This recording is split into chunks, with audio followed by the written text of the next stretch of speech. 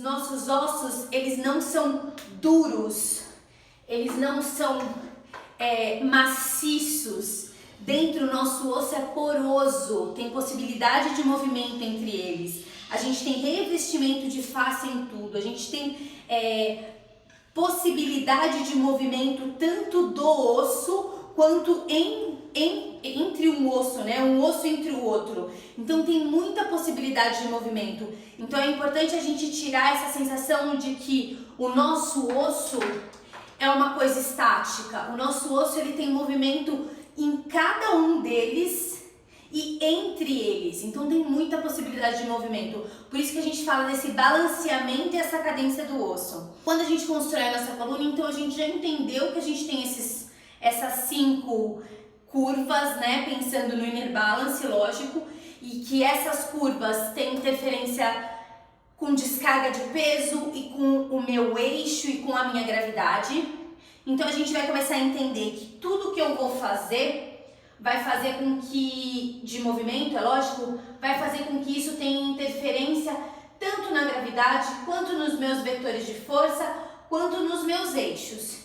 Uma pessoa que tem muita lordose ou uma grávida, automaticamente ela vai precisar dessa compensação, porque tem uma barriga se protusa, né? Uma barriga aumentando. Para eu conseguir manter o meu eixo de gravidade, o meu corpo vai pensar o quê? Que ele precisa acentuar um pouco minha lordose para fazer com que eu tenha esse balanceamento da minha coluna. Então, não só a grávida, mas uma pessoa que já tem muita lordose ou uma pessoa que tem glúteo muito grande, né? E todo esse corpo vai potencializar de um jeito. Uma pessoa que vive nesse processo cifótico, né? Por N razões, o meu corpo vai buscar equilíbrio. Então, se o meu pescoço não está anteriorizado, ele vai precisar de um suporte para balancear toda essa força. Se não for aqui, eu vou para cá. Eu preciso jogar algo. Meu corpo sempre vai buscar um jeito de manter a homeostase. A homeostase vai ser o que consegue manter um equilíbrio. As nossas compensações da coluna, às vezes, podem ser geradas por outros fatores. Por exemplo, uma pessoa que por algum motivo tem uma diminuição de mobilidade no tornozelo. Então, ela tem dificuldade da flexão do joelho em entender toda essa alavanca. Então, automaticamente, ela vai usar recursos para fazer com que o corpo dela se mantenha saudável para fazer alguns movimentos. Então,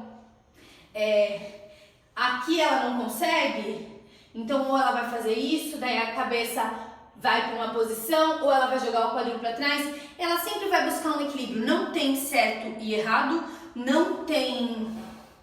Todo mundo faz do mesmo jeito. O que vai acontecer é cada pessoa vai buscar um recurso para continuar na função. E o que a gente tem que entender é que nossa postura é oscilatória e ela está o tempo inteiro em transição. Então, às vezes eu tenho uma postura parada, super organizada, e quando eu vou fazer qualquer coisa, eu venho para um vício, eu venho para um eixo, ou até para uma fuga. Então, entender que esse corpo vai variar as oscilações e as transições nessa postura de acordo com cada movimento, e é isso que a gente precisa entender, quais são os recursos que eu posso dar para esse corpo, entender que essa postura pode ser mais saudável e fazer com que isso vire potência.